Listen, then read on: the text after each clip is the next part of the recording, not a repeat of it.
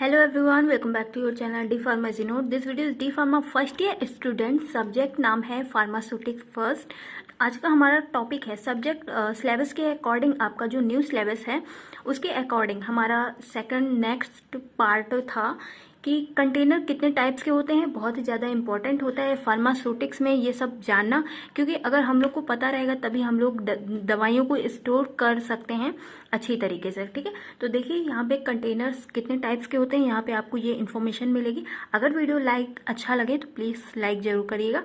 देखिए यहाँ पे एक क्वेश्चन लिखा हुआ है, तो आपको यहाँ पे इससे ये भी अंदाजा मिल सकता है कि आपसे एग्जाम में क्वेश्चन किस टाइप के पूछे जा सकते हैं। ठीक है, इसको पढ़ लीजिएगा।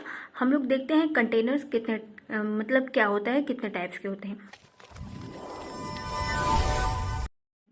कंटेनर्स वह उपकरण है, मतलब वेसल्स हैं जिसके अंतर्गत फार्मास्यूटिकल डोजेस को रखा जाता है।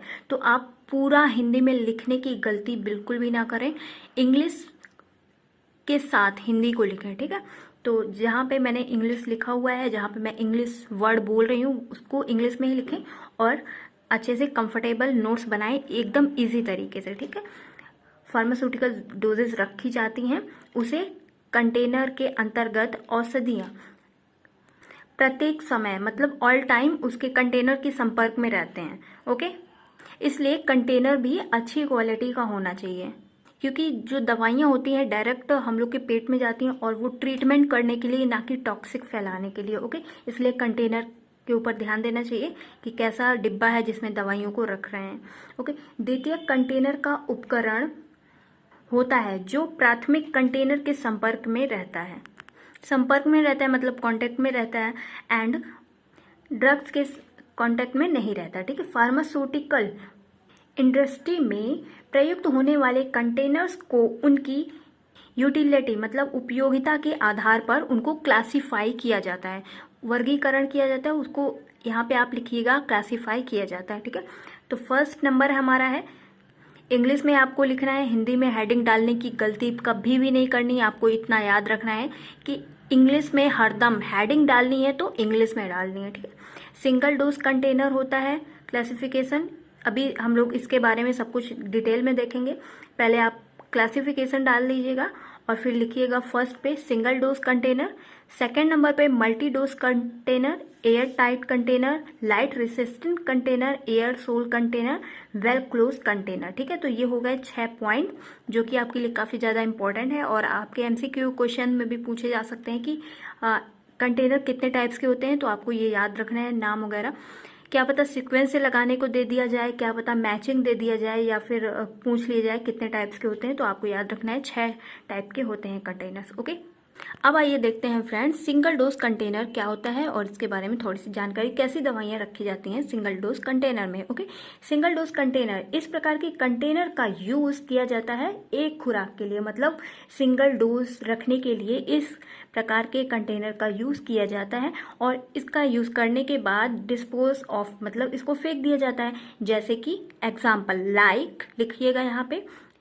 लाइक को जैसे को इंग्लिश में क्या बोलते हैं, लाइक बोलते हैं, आई लाइक यू वाला नहीं, लाइक। ओके, जैसे को इंग्लिश में लाइक बोलते हैं। ये एग्जाम्पल देना आपके लिए बहुत ही ज़्यादा मस्ट रहेगा, इसमें नंबर मिलने के अच्छे चांसेस रहते हैं। ओके, तो इतना लिख दीजिएगा, फिर आप नीचे से सादा पेज वाली अपना रजिस्टर बनाइएगा, क्योंकि आपको बिना लाइन वाली कॉपियाँ ही मिलेंगी एग्जाम में लिखने के लिए।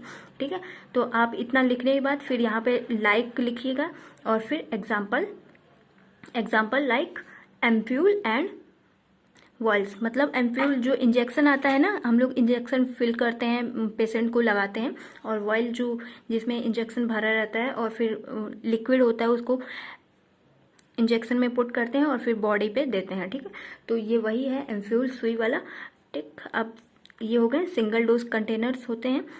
मल्टी डोज कंटेनर, इस प्रकार के कंटेनर का यूज एक से मतलब डिफरेंट डोजेस को रखने के लिए इनका यूज किया जाता है।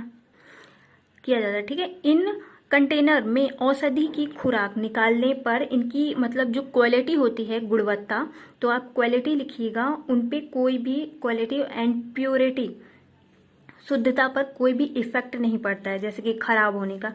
ओके, जैसे लाइक मल्टी डोज इंजेक्टेबल, जैसे कि कोविड वाला इंजेक्शन अभी आप लोग ने देखा होगा, उसमें से एक एम्प्यूल से, जो एक एम्प्यूल था, वॉयल थी, उससे बहुत सारे लोगों को डोज दी जाती थी, क्योंकि 0.5 एम की डोज हर पर्सन को देनी थी, तो वॉयल थी 10 ml की, तो फिर सभी को, उससे बहुत सारे लोगों को डोज दी जा सकती है। तो ये हो गया multi dose injection. Okay, and comma लगाइएगा। लिक्विड मेडिकामेंट एंड पाउडर जो होते हैं बहुत सारे होते हैं, तो जितना यूज़ करना होता है उतना निकालते हैं हम लोग। एंड टैबलेट्स भी होती हैं, डिब्बी में होती हैं, आप लोग ने देखा होगा।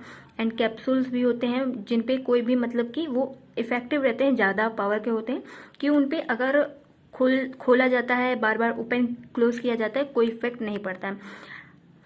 And solid or semi solid dosage form होते हैं। ठीक है, तो आपको ये एग्जाम्पल लिखना बहुत ही ज़्यादा ज़रूरी होता है, क्योंकि इससे पता चलता है, इससे टीचर्स को पता चल जाता है कि हाँ स्टूडेंट नॉलेजेबल है, उसको पता है कि कौन सी चीज़ को किधर रखना है।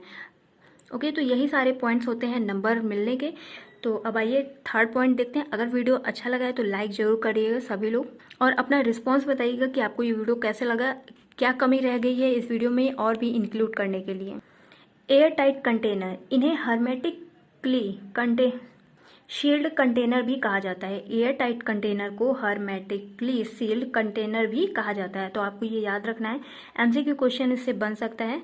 ओके, इन कंटेनर में एयर टाइट सीलिंग होती है, एंड इनमें रखे गए प्रोडक्ट में dust, moisture, air, CO2 gas इत्यादि से सुरक्षित रखा जाता है। इस प्रकार के कंटेनर का use injection and liquid drugs air tight closing में किया जाता है। ओके, तो ये हो गया एयर टाइट के बारे में। अब देखिए लाइट रेसिस्टेंट कंटेनर।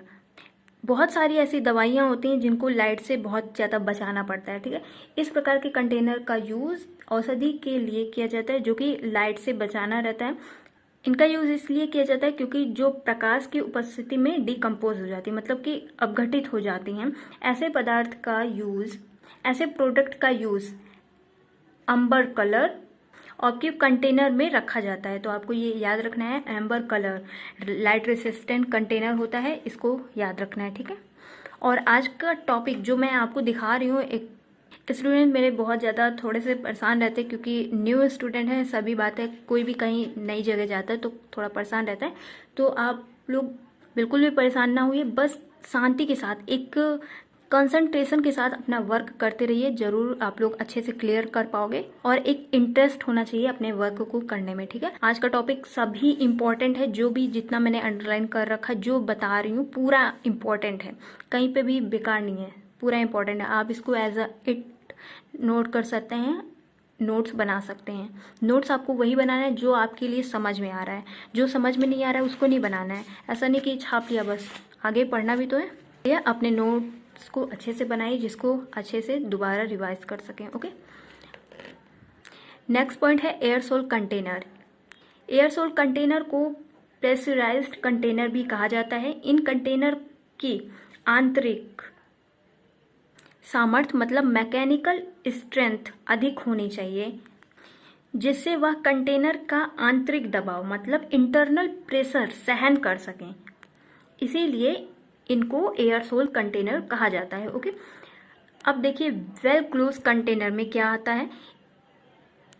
इस प्रकार के कंटेनर का प्रयोग औषधि को बाहरी कंटामिनेशन से बचाता है, मतलब कि बाहर हवा, मॉइस्चर, इन सब से बचाता है।